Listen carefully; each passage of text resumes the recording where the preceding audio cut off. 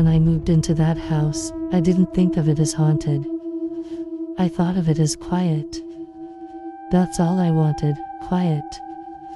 After my husband's death, silence felt safer than company. The city was too full of noise, too full of reminders. The countryside seemed like a place where grief could fade, where my daughter Lucy could start over. The house sat at the edge of a wooded hill, its roof slightly sunken, the paint fading into the color of ash. There was a stillness around it that felt comforting at first. Lucy was 6, and she loved the attic room. She said it felt like a secret world. I didn't argue. She hadn't smiled in months. It was only after a week that she mentioned her new friend. She called her Mara. She said Mara lived in the attic and liked to draw. Lucy would sit for hours with her crayons, humming softly, whispering to someone I couldn't see. It was harmless enough. After what we'd been through, I told myself imaginary friends were normal, but soon, Mara started to know things. One night, Lucy asked me why her father didn't have a face anymore. I froze. She said Mara told her that's what happens when someone burns inside a car. The police report never said that publicly. No one told Lucy. I remember staring at her, trying to understand how she could have known. She looked calm, even curious, like she was repeating a fact she'd learned at school. I tried to convince myself she'd overheard a phone call. Children notice more than we think.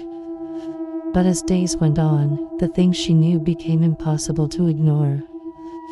She said Mara told her I was lying when I said the accident happened quickly. She said Mara said he was awake when it happened. After that, I couldn't sleep.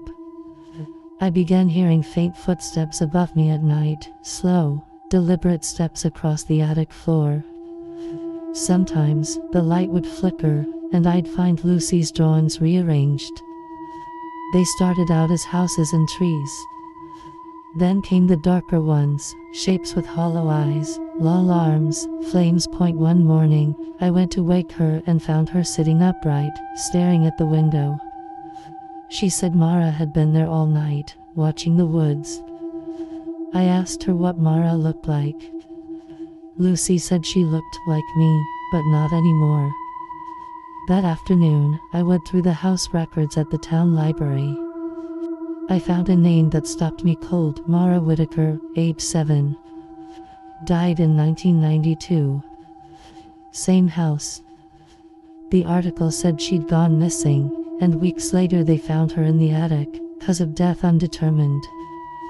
Her mother left town soon after. When I came home that night, Lucy's door was closed. I could hear her whispering inside. I opened it quietly. She was sitting in front of the closet mirror, her reflection slightly off, like the glass had warped. She was asking someone if they wanted to play the memory game. There was no one there. I took her downstairs, told her she needed to stop pretending.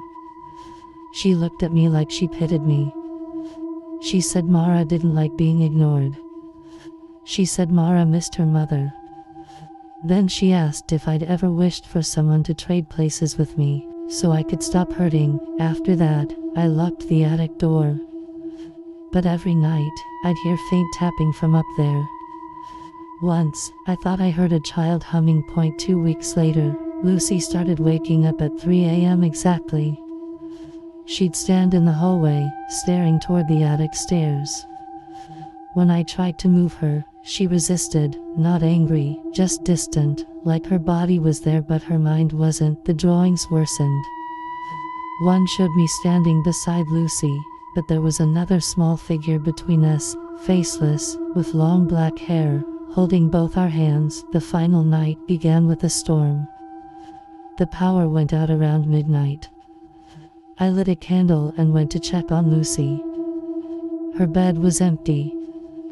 The attic door, the one I had locked, was opened. I called her name as I climbed the stairs. The air up there was heavy, thick with dust and something sweet, like flowers left too long in a vase.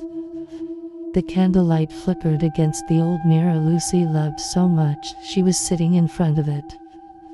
Her eyes were open but glassy, unfocused. I told her we had to go downstairs. She didn't move. Then she said, quietly, that Mara wanted to show me something. I felt my throat close, the candle flame trembled, and for a second I thought I saw another child reflected beside her, same size, same shape, but pale and still. Lucy said Mara told her I should have told the truth about what happened to her father. The glass rippled. My reflection disappeared, but both of them, Lucy and the other girl, stayed. When I lunged forward to grab her, the mirror cracked. Lucy screamed, then went silent. The attic door slammed behind me. They found me hours later, unconscious at the top of the stairs. Lucy was gone. The police searched for weeks, no trace. They called it a disappearance.